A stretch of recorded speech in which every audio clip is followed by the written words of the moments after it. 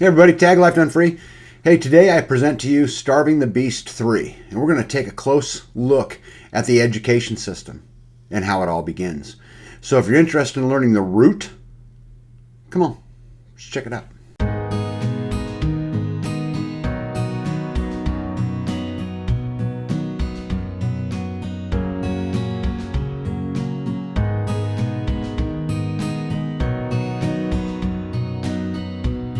Greek mythology has a story about a man named Chrysates, also known as the Stretcher. See, this dude would invite people to spend the night at his house, and he would forcibly make them lay down on the same bed. If one person was too short, he would stretch them. If one was too tall, he would amputate.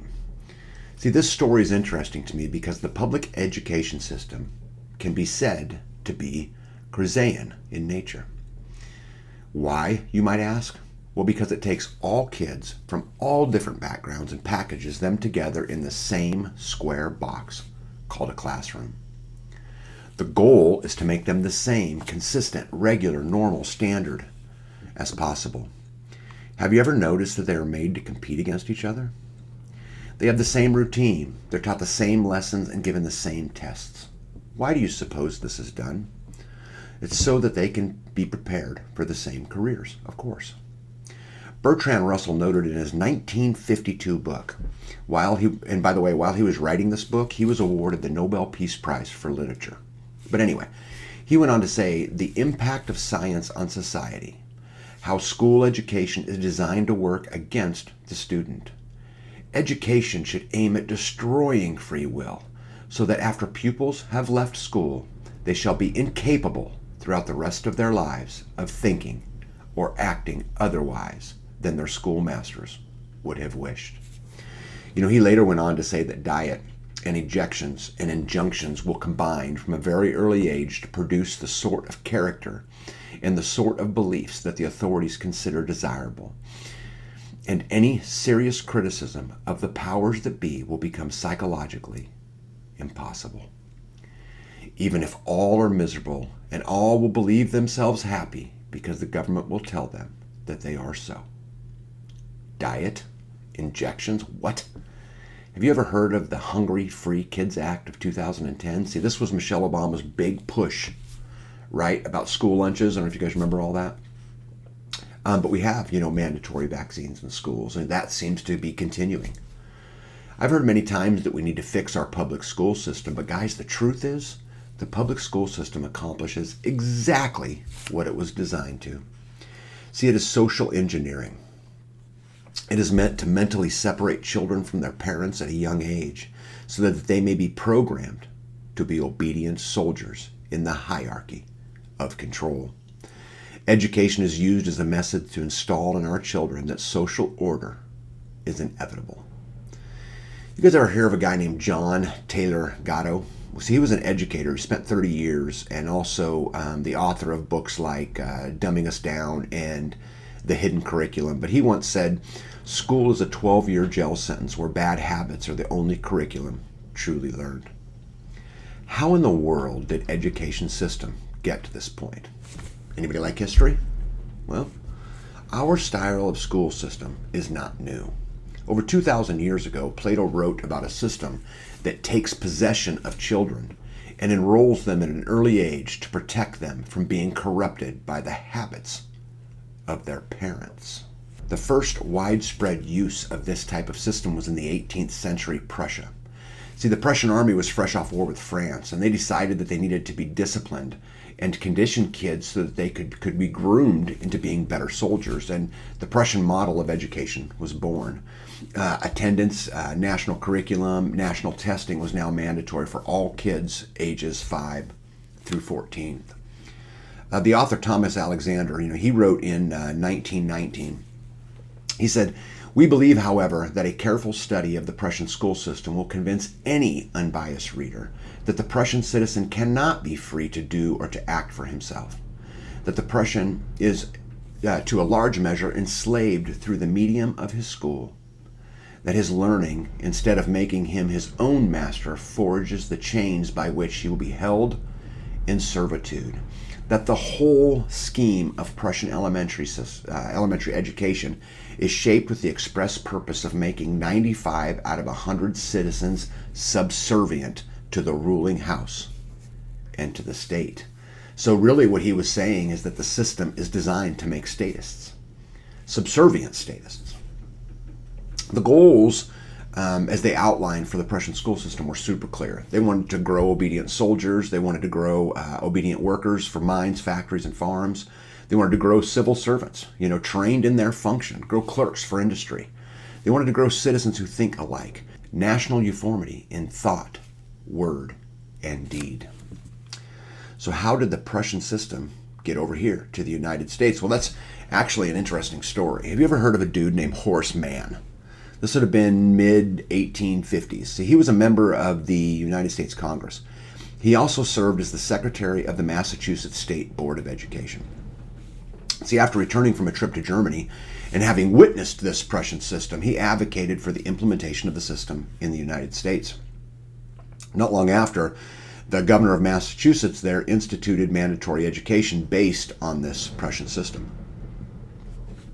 Now, the deep state and many documents and history will tell you that this was very popular in the eyes of the citizen.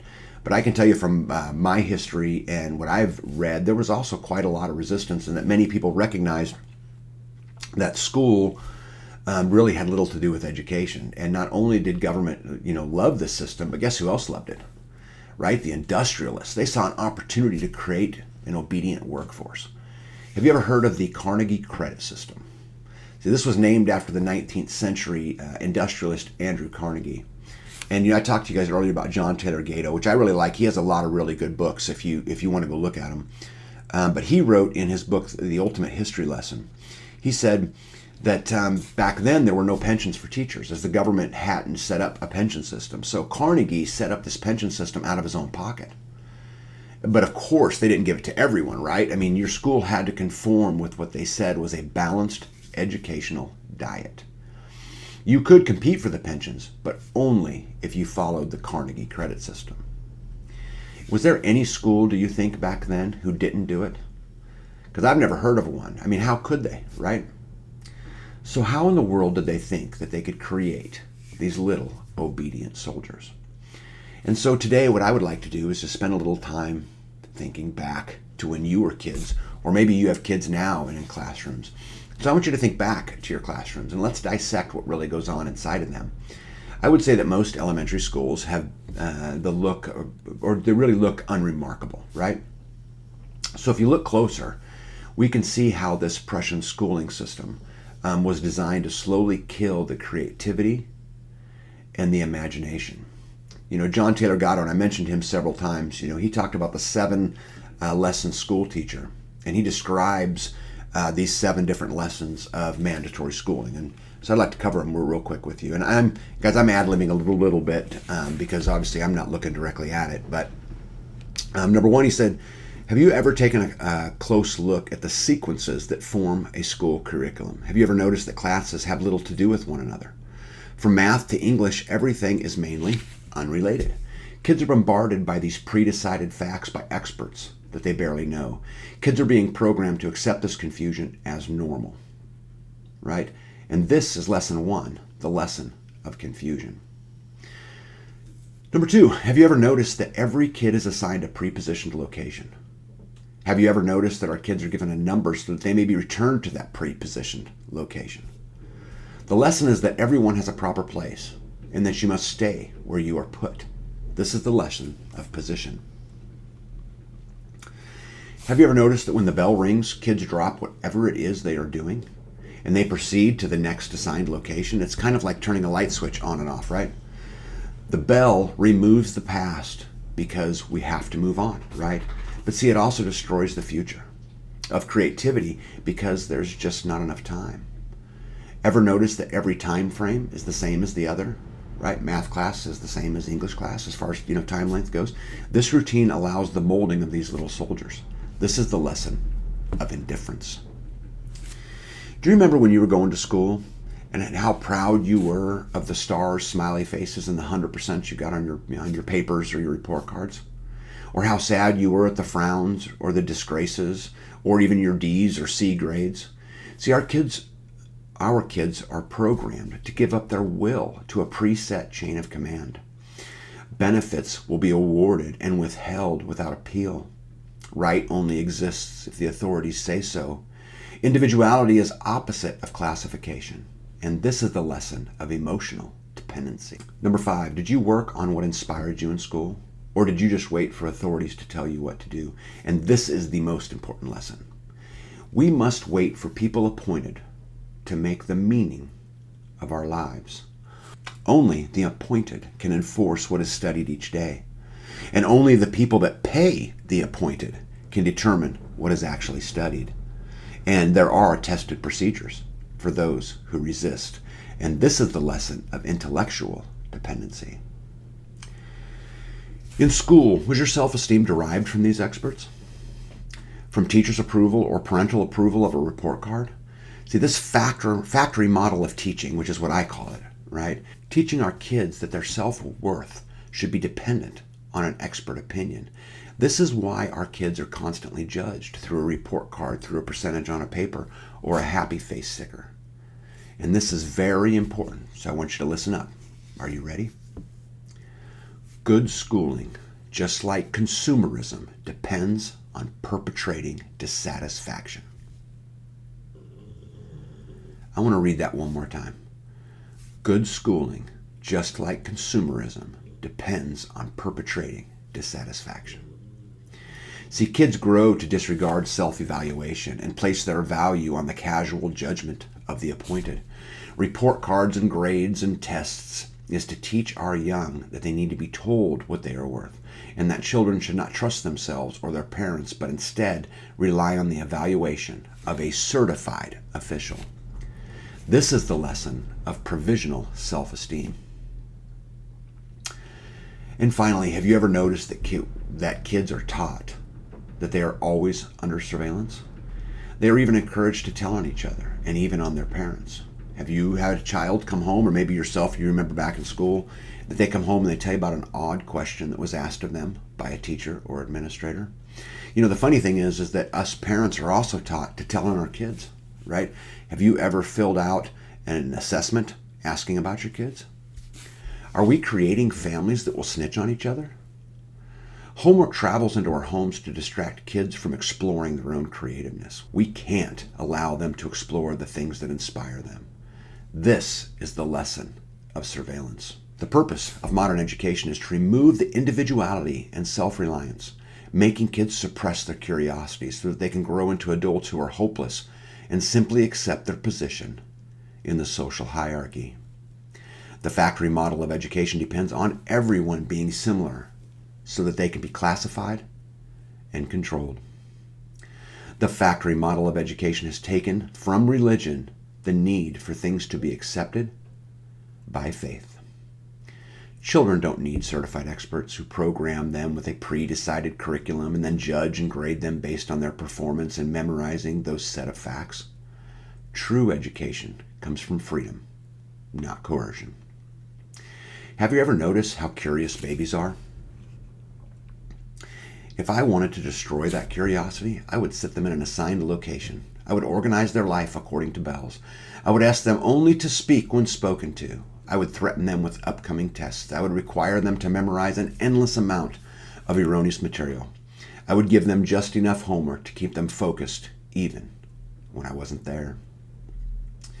John Gatto notes that no one believes anymore that scientists are trained in science classes, or politicians in civic classes, or poets in English classes.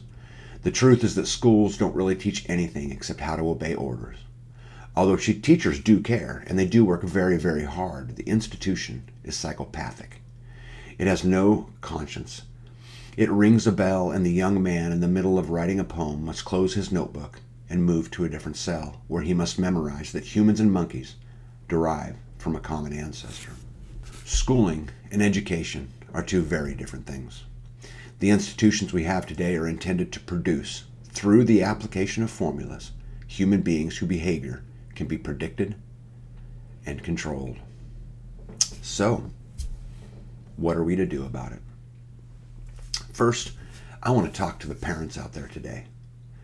The best answer is to homeschool or to yoke up with a community and build a homeschooling co-op of such.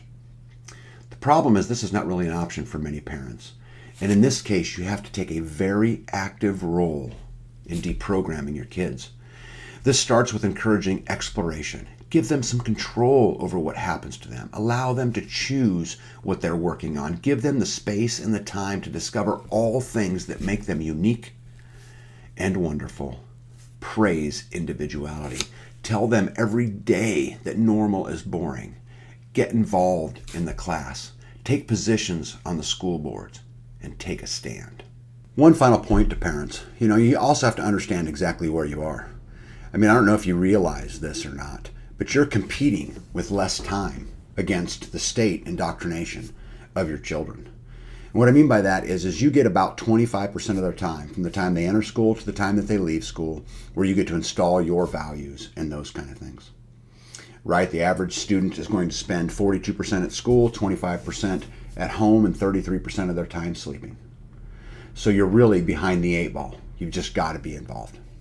To the teachers and administrators, understand that there is nothing common about your students. Encourage creativity. Fight to bring back art and music and shop class. You are the front lines in the battle to save our kids. Absolutely teach reading, writing, and arithmetic, but also teach them to be self-thinkers. Teach them to question history.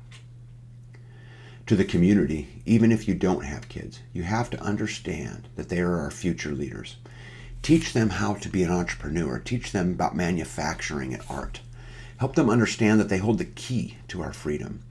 Teach them a future that contains a personal solution instead of a corporate one. Walt Whitman once said, "Resist much and obey little.